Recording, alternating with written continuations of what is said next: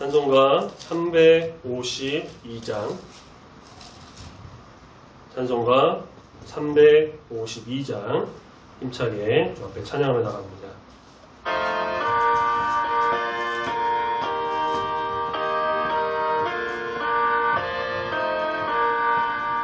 십자가 군병 들어 주 위에 일어나 기듣고 앞서 나가 담대히 싸우라. 주께서 승천하고 영광을 얻도록 그 군대 거느리사 이기게 하시네. 십자가 군병 들어 주 위에 일어나 그날 소리 듣고 곧 나가 싸우라. 수 없는 원수 앞에 주 따라갈 때에 주 예수 힘을 주사 강하게 하시네. 십자가 군병 들어 주 위에 일어나 내 힘이 부족하니 주 권능 믿으라. 복음의 갑주 입고 늘 기도하면서 너 맡은 자리에서 충성을 다하라. 십자가 군병 들어 주 위에 일어나 이날에 접전하고 곡해가 부르라.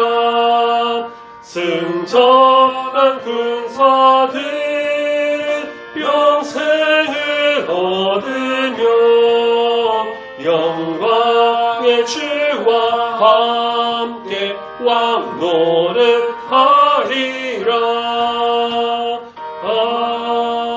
아멘. 사도신경으로 신앙 고백드리겠습니다.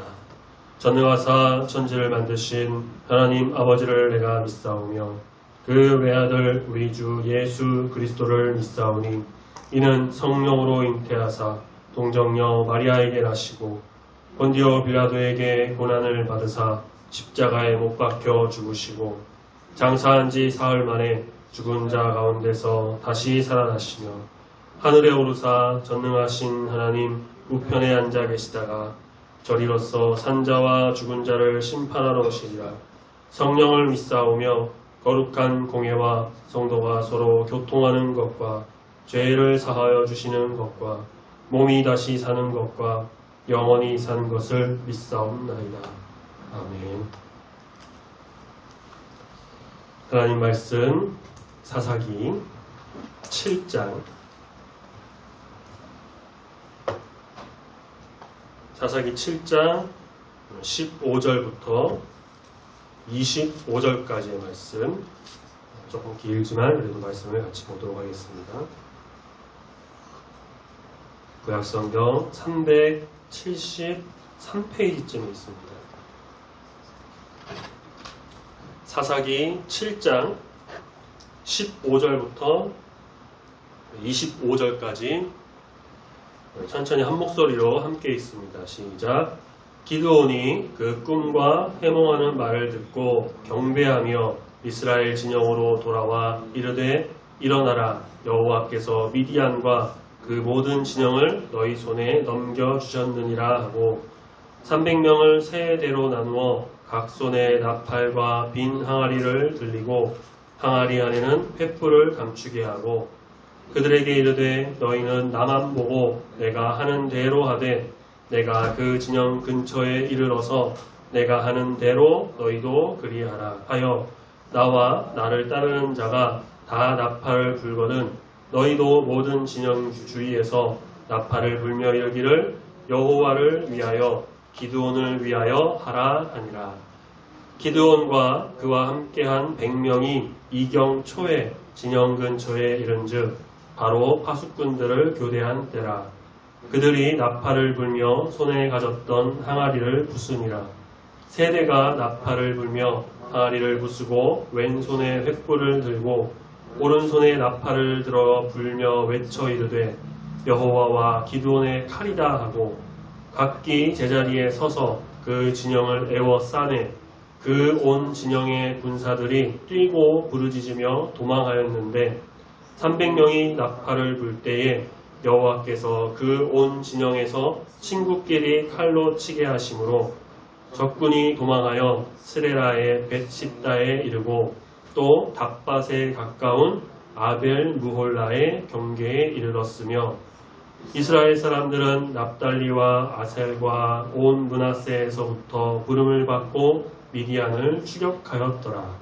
기드온이 사자들을 보내서 에브라임 온 산지를 두루 다니게 하여 이르기를 내려와서 미디안을 치고 그들을 앞질러 벳바라와 요단강에 이르는 수로를 점령하라 하매 이에 에브라임 사람들이 다 모여 벳바라와 요단강에 이르는 수로를 점령하고 또 미디안의 두 방백 오렙과 스렙을 사로잡아 오렙은 오렙바위 위치에서 죽이고 스렙은 스렙 포도주 틀에서 죽이고 미디안을 추격하였고 오렙과 스렙의 머리를 요단강 건너편에서 기드온에게 가져왔더라. 아멘.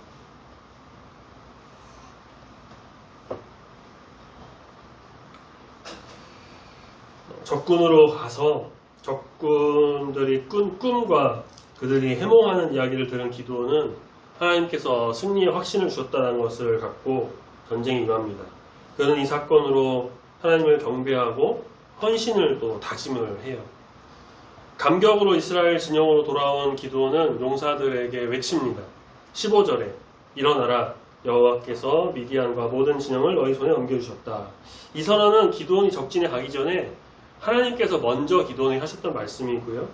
적군을 통해서 반복돼서 나왔고 이제는 기드온의 입으로 고백이 되고 있어요. 기드온은 300명을 세대로 나누어 출격 준비를 합니다. 사실 이 전략도요, 한편으로 보면 말도 안 되는 거예요. 가뜩이나 적은 수인데 그걸 또 100명씩 셋으로 나눈다라는 게 말이죠. 기드온은 그들의 손에 나팔과 빈 항아리를 들려줍니다. 그리고 항아리 안에 횃불을 감춰요. 이것도 이상해요. 이상한 전략이에요. 보통 전투에 앞둔 군인이 칼, 창, 방패 그런 걸 가지고 가야 되는데 나팔과 항아리, 횃불 도저히 전투에 쓰일까 싶은 걸로 가져가는 말이죠.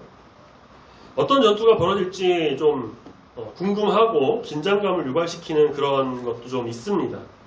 기드온은 17절에 너희는 나만 보고 내가 하는 대로 하되 그대로 하라 라고 지시하는데요. 17절 보면 특히 이 내가 하는 대로 그대로 하라 이거를 반복해요. 2번 말하죠. 그래서 작전 성공을 위해서는 완전한 신뢰와 복종이 절대적이다 라는 것을 암시합니다. 기드온은 그의 소대 100명과 나팔을 불면 나머지 소대들도 적진 주위에서 나팔을 불고 외치라고 합니다. 18절 여호와를 위하여 기드온을 위하여. 이 외침에서 여호와가 이스라엘의 어떤 수장으로 그리고 기드온은 사령관으로 좀 나타납니다. 전략에 대해 하나님의 명령이 언급되진 않았지만 인간이 볼 때는 터무니없는 전략으로 여겨질지라도 하나님께서 인도하시면 기적과 구원이 이루어지게 될 것이다 라는 기대가 또 있죠. 전투가 시작되고 하나님은 약속대로 미디안 연합군과의 전쟁에서 기드온과 이스라엘에게 승리를 주십니다. 기드온 300 군사는 그 지시한 작전을 바탕으로 출동하는데 그 전투의 내용이 19절부터 미디안과 요단 서편 전쟁 본격적으로 시작되고 오늘 우리가 25절까지 읽었지만 다음에 볼 8장 3절까지 가서야 전체 전쟁이 좀 마무리가 돼요. 전투의 내용을 한번 보면요. 19절에 기드온은 군사 100명을 데리고 이경초, 지금 시간으로 하자면 밤 한 10시에서 11시 정도, 아주 늦은 밤에 미디안 초소 근방에 이릅니다. 밤에 빈 항아리와 횃불에다 나팔까지 들었으니까 조심스럽게 갔겠죠. 그때는 미디안 군대 파수꾼들이 교대하는 시간이었다고 해요. 이런 교대하는 때가 가장 취약하다고도 하죠. 이때 기드온과 군사들이 나팔을 불어요. 나머지 군대에 두 군대의 군사들, 100명 그렇게 나눴던 군사들도 따라서 나팔을 붑니다. 아마 다른 곳에 있었겠죠. 그 다음 손에 있는 항아리를 부수니까 쨍그랑 소리도 났겠고, 그 안에 횃불이 보이면서 환하게 불타오릅니다. 이제는 횃불을 왼손에, 오른손에는 나팔을 들고 붑니다. 20절에 여호와와 기드온의 칼이다 라고 외쳐요. 이 구호에 언급된 칼은요, 지난주의 말씀에서 적군의 꿈의 해석에서 언급된 기드온의 칼, 미디안을 무찌르는 기드온의 칼, 그걸 좀 연상시키고 또 하나님의 승리를 예고하는 그러한 모습입니다. 300명이 동시에 부른 나팔 소리, 부서지고 깨지는 소리, 횃불이 들리는 그런 어떠한 화염의 어떤 요란한 움직임, 군사들의 어떤 움직임과 함성, 구호 소리, 여호와의 기드온의 이름, 그 모든 것들이 아주 취약한 시간, 오밤중에 정막을 깨고 골짜기 사방에서 울려 퍼졌고, 이 소리는 잠자는 적군을 공포로 몰아넣었습니다. 기드온의 군대는 자기 자리에서 횃불을 들고 나팔을 불고 진영을 에워싼 채로 있었고요. 대조적으로 미디안 진영에서는 어떤 일이 있었냐, 말씀해 보니까 21절, 22절에 자기들끼리 뛰고 소리치고 도망쳐요. 모래처럼 많다고 묘사했던 그 낙타와 짐승도 놀라면서 막 울고 날뛰었겠죠. 아수라장이 된 겁니다. 적진은 적이 누군지도 모른 채 서로가 적인 줄 알고 서로를 막 죽이고 칼부림을 합니다. 이 칼부림은 22절에 하나님께서 기적적인 개입을 하신 결과였습니다. 하나님은 이전에 바락이라나 아니면 다른 용사의 전투에도 개입하셨던 것처럼 이번에도 함께 하셔서 이 승리의 약속을 신실하게 지키셨어요. 22에서 25절 전투와 함께 요단 서편 전투에서 이스라엘은 미디안 13만 5천 명, 어마어마한 숫자 중에 12만 명을 무찌르는 아주 쾌거를 이룹니다. 기드온이 미디안 사람을 치기를 한 사람 치듯 할 것이라는 하나님의 약속이 그대로 시현이 되었다라는 거죠. 이제 그 300명이 들지 않았던 다른 지파들도 합세해서 미디안 군대를 추격을 해요. 그 시각 미디안 진영은 간신히 탈출한 적군들은 요단을 건너서 도망가는데 22절에 아까 저도 읽을 때 발음이 좀 어려워서 얼머부렸는데 스레라의 베치다, 아벨 무홀라 이런 곳에까지 경계까지 퇴각을 했다고 해요. 기드온 부대에 합류한 지파 사람들은 이들 뒤를 추격합니다. 그리고 이제 곧 이스라엘 완성이 보여지는 순간입니다. 자, 근데 여기서 우리가 기드온이 다른 지파들 부른 행동을 한번 짚고 넘어갈 필요가 있는데요. 하나님께서는 교만하지 않게 하기 위해, 하나님의 그 전능함을 보이기 위해서 줄이고 줄여서 300명이라는 아주 적은 숫자로 축소했죠. 근데 다시 다른 지파의 그 지파들, 아셀, 납달리, 므낫세 지파, 나중에 에브라임 지파도 합류하는데요. 그런 지파의 사람들이 다시 이제 돌아와서 숫자를 늘린 것을 보면은 이게 믿음에서 나온 행동이라고 보기 어렵다라고 합니다. 사사기 5장에 나오는 바락 때는 지파들이 자발적으로 동참했는데 이번에는 기드온이 지파들을 직접 소환했기 때문이에요. 다만 이거는 기드온이 300명과 함께 미디안 적진을 감당하고 있는 동안에 도망간 그런 적군들이 있잖아요. 그런 적군들은 당장 쫓아갈 어떤 형편이 못했기 때문에 그 퇴광로 근처에서 그 다른 지파들이 좀 와서 그들을 막기에 급히 협력을 요청했다라고 보는 거죠. 이런 부분을 참작하자면 적진 내에서는 300명이 전면전으로 대부분 군사를 무찔렀고 그 적진 밖에서는 도망가는 그 군인들은 지파들의 어떤 협력으로 추격전을 통해서 그들을 그들을 이제 무찔렀다. 그렇게 어떠한 좀 상황을 좀 해결할 수가 있을 것 같습니다. 자, 한편으로 이제 아까 잠깐 말씀드렸던 24절 후반부에 보면 에브라임 지파도 소환되어서 작게나마 공을 세워요. 북부 지파를 소집했던 기드온은 에브라임은 조금 남부에 있거든요. 남부에 있는 에브라임 지파에게 전령을 보내서 도움을 요청한 것으로 보이는데 기드온은 그들에게 도망자들을 앞질러서 벳바라와 요단강을 통하는 수로들을 점령하라 라는 어떠한 특명을 내립니다. 벳바라는 갈릴리 호수 남쪽 20km 요단 서편에 있는 나루터로 유추가 돼요. 그러니까 위 지파들의 추적을 따돌리고 요단강을 건너서 도망가려고 하는 적군들을 나루터에서 막자라는 전략이었던 거예요. 나루터에 이제 배도 있고 좀 건너가기 수월하니까요. 에브라임 지파가 소집됐고 주어진 임무대로 그 요단의 나루터를 점령합니다.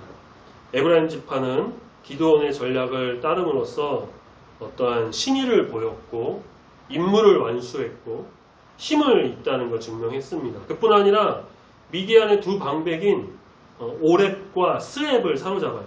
이들은 군대 미디안의 지도자나 군대 장관 정도로 보이는데 당시 미디안 왕인 세바와 살문나도 출정했는데 싸움에 대패하니까 그 남은 15,000명을 데리고 도망을 가요. 요단강을 이미 건넌 상태였습니다. 이건 8장에 가면 나옵니다. 방백의 이름인 이 오렙은요 까마귀를 뜻하고요. 스앱은 늑대를 뜻합니다. 온니엘 시대 때에 우리가 사사기에 앞선 3장에서 온니엘이 적군의 왕을 2배나 사악한 구산이라고 해서 뭐라고 했었냐면 구산 리사다임 이렇게 불렀던 것처럼 아마도 이들을 좀 멸시하는 별칭이 아닌가 싶기도 하다고 합니다. 본명이 아니라. 어쨌든 에브라임 사람들은 오렙을 바위에서 그리고 스앱은 포도주 틀에서 죽입니다. 이 장소를 그들의 이름을 따서 오렙바위, 스앱 포도주 틀. 이 포도주 틀과 바위는 기억나십니까? 기드온이 여호와의 사자를 통해서 하나님의 불을 받고 그로부터 표징을 얻었던 장소를 가리킵니다. 처음에 그 포도주 틀에서 자기 또 탈곡하고 있다가 여호와의 사자가 하나님께서 이렇게 말씀이 왔고 그 바위에 불이 사르는 그런 일들이 있었잖아요. 뭐 같은 장소인지는 알 수 없지만 미디안의 방백들이 이 특정 장소에 죽임당한 것은 하나님께서 기도를 부르실 때에 약속한 이스라엘의 승리가 이루어지고 있다라는 것을 시사합니다. 훗날 이사야 선지자는 하나님이 이스라엘을 위해 싸우실 것을 증명한 일환으로 이 방백들 사건을 회고하면서 그들을 처치한 주체가 하나님이시다라는 것을 이사야 10장 26절에서 또 밝히고 있어요. 자, 방백들을 처치한 에브라임은 계속 미디안을 추적했습니다. 그리고 요단을 건너서 기드온에게로 가서 오렙과 스앱의 머리를 전달해요. 지파들이 시간을 벌어준 사이에 기드온은 아마도 적진을 이제 소탕하고 요단을 같이 건너는 걸 보이죠. 자, 그런데 기드온을 찾아간 이 에브라임 사람들에게는 다른 꿍꿍이가 있었어요. 그 말씀은 이제 다음 주에 가서 8장에서 한번 같이 보도록 하고요. 오늘 말씀을 통해서 좀 우리가 묵상해 볼 거는 이런 겁니다. 지금 우리가 사는 이 시대, 힘과 숫자가 모든 걸 대변하는 시대다라고 할 수가 있어요. 인구가 많고 무기가 많고 군사력이 높으면 당연히 강대국으로 불리죠. 인도 아시죠? 인도가 그 카스트 제도라는 아주 옛날에 그런 어떤 지배 계급층 그런 걸 나누는 그런 모습들이 뭐 없어졌다고 하지만 여전히 안 보이게 남아있고 하루를 살기도 힘들 정도로 힘든 삶을 사는 국민이 많다고도 하고 뭐 겐지스강, 인더스강 굉장히 더러운 물에서 막 씻고 목욕하고 뭐 거기다가 시체 재뿌리고 근데 그걸 또 마시고 그런 어떻게 보면 조금 미개하다 싶기도 하지만 이들이 인구수가요. 우리가 중국이 인구수가 굉장히 많은 걸로 알지만 인도가 이미 중국의 인구수를 추월했습니다. 인도가 세계 1위예요. 인구수가. 그래서 여전히 경쟁력이 있고 아주 세계에서 입김을 넣을 수가 있는 나라 중 하나라고 손꼽힌다고 해요. 그 옆에 파키스탄이라는 나라, 좀 작은 나라입니다. 근데 그 작은 나라인데 인구가 2억이 넘습니다. 핵무기가 있어요. 그래서 미국 같은 열강들도 함부로 못하는 나라라고 합니다. 이런 어떤 힘과 좀 숫자가 대변하는 시대. 교회는 어떨까요? 교회도 비슷합니다. 소위 말하는 메가처치라고 해서 보통 성도수가 1, 2만 명 넘어가면은 메가처치라고 한다고 하는데, 그런 교회가 우리나라에 꽤 많습니다. 계양구 이 주변만 해도 있어요, 많이. 그렇게 성도수가 많고 교회가 크고 소위 재정이 빵빵한, 그래서 교단에서 막 입김도 세고 영향력이 발휘할 수 있으면 큰 성공한 교회다라고 불려요. 이러한 힘의 논리가 막 무조건 잘못됐다라고 보기는 좀 어렵기도 하지만, 이것이 변질될 때에 믿음의 본질로부터 이탈할 수 있다는 겁니다. 힘으로 짓누르려고 하고, 힘으로 권력과 명예를 움켜쥐려고 하고, 힘으로 모든 것을 이루려고 하기 때문입니다. 본문에 나오는 미디안 한번 볼까요? 13만 5천 명이라는 대군으로 이스라엘을 쳐들어왔습니다. 그 힘과 군사력으로 다 무찌를 수 있다고 생각했겠죠. 이에 맞서는 기드온 군사 겨우 300명. 힘의 논리라면 당연히 미디안이 승리해야 할 겁니다. 하지만 하나님의 전투에는 이런 숫자와 힘의 논리가 지배되지 않습니다. 하나님께서 함께 하시고 하나님께서 이끄신 전투는 하나님 손에 달려있기에 300명 뿐이지만 승리할 수 있는 거예요. 인간의 생각으로 펼칠 수 없는 어떤 전략을 사용하셔서 적군을 무찌르고 구원과 승리를 주시는 분입니다. 우리는 지금 전쟁 중에 있어요. 총 들고 대포 쏘고 전투기 날아가는 그런 전쟁이 아니라, 우리는 지금 영적 전쟁 중에 있습니다. 우리는 매일매일의 삶이 사실상 영적 전쟁이 나가는 삶이라고 할 수 있어요. 지금도 그래요. 지금도 우리가 힘듦과 더위와 싸우면서 예배를 드리는 이 영적 전쟁을 드리면서, 영적 전쟁을 하면서 예배를 드리고 있죠.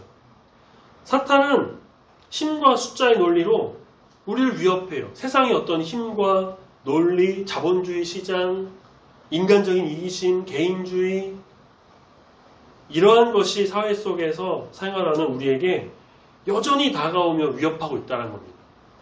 그러면 그렇다고 해서 우리가 이런 거 다 피해가지고 그래 산속에 들어가서 하루 종일 우리가 다 속세를 떠나서 하루 종일 기도만 하고 그렇게 할 수는 없겠죠.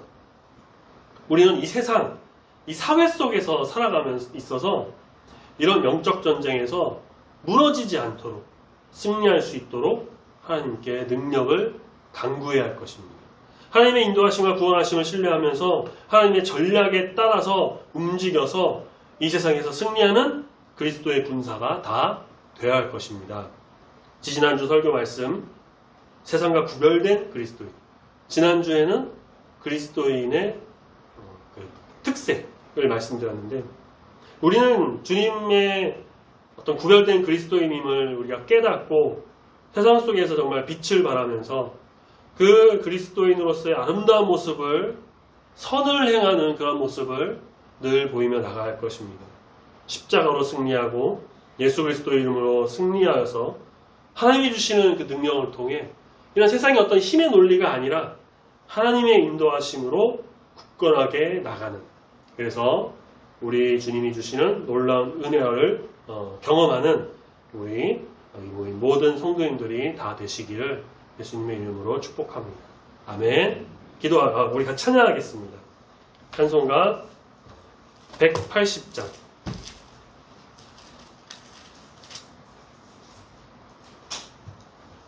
찬송가 우리 180장 같이 찬양하겠습니다.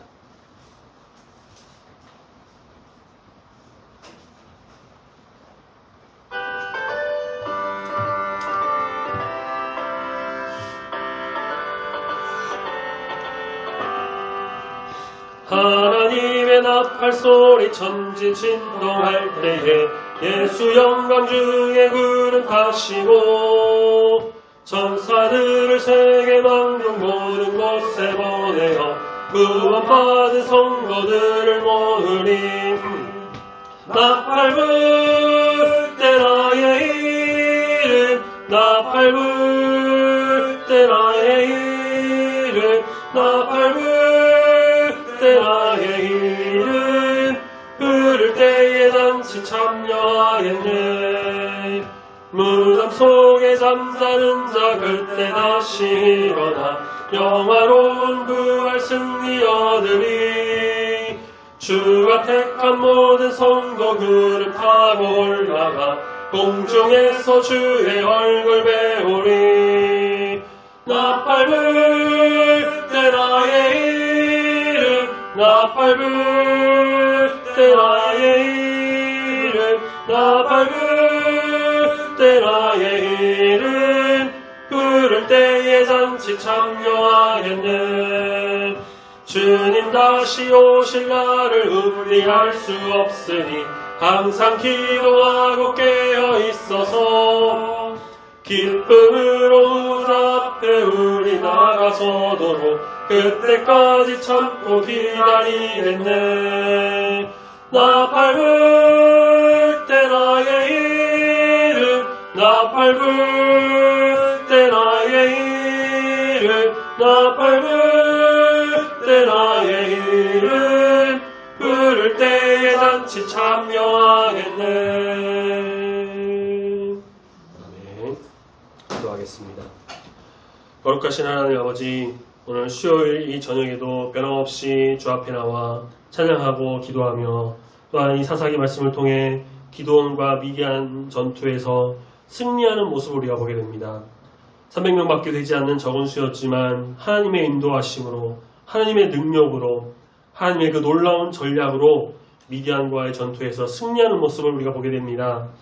세상은 이러한 힘과 어떤 숫자의 논리로 이 세상을 지배하려고 하지만, 그런 인간적이고 세상적인 논리로 모든 것을 이루려고 하지만, 그리스도인들은 이 사회 속에서, 이 세상에서 그러한 논리에 휩쓸리지 않고 오직 우리 주를 경외하며 주님이 주시는 힘을 얻고 그 모든 것 가운데 승리하며 나가는 거룩한 주의 군사임을 이 시간 우리가 고백합니다. 매일의 삶이 영적 전쟁이다라는 것을 우리가 깨닫고 항상 깨어 있어서 항상 말씀과 기도로 무장하여 주님의 전신갑주를 입고 이 영적 전쟁에서 예수 그리스도로 인해, 십자가로 인해 승리하며 전진하며 나가는 그리스도의 군사된 우리 모두가 되도록 함께 하시고 붙들어 인도하여 주시옵소서. 우리 주님이 주시는 구원과 승리를 맛보아 주님께 참된 영광을 올려드리는 우리 모두가 되기를 소망합니다. 함께 하시 믿고 감사드리며 거룩하신 예수님의 이름으로 기도드립니다. 아멘. 하늘에 계신 우리 아버지여, 이름이 거룩히 여김을 받으시오며 나라가 임하시오며 뜻이 하늘에서 이루어진 것 같이 땅에서도 이루어지이다. 오늘날 우리에게 일용할 양식을 주옵시고 우리가 우리에게 죄 지은 자를 사하여 준 것 같이 우리 죄를 사하여 주옵시고 우리를 시험에 들게 하지 마옵시고 다만 악에서 구하옵소서. 내게 나라와 권세와 영광이 아버지께 영원히 있사옵나이다. 아멘.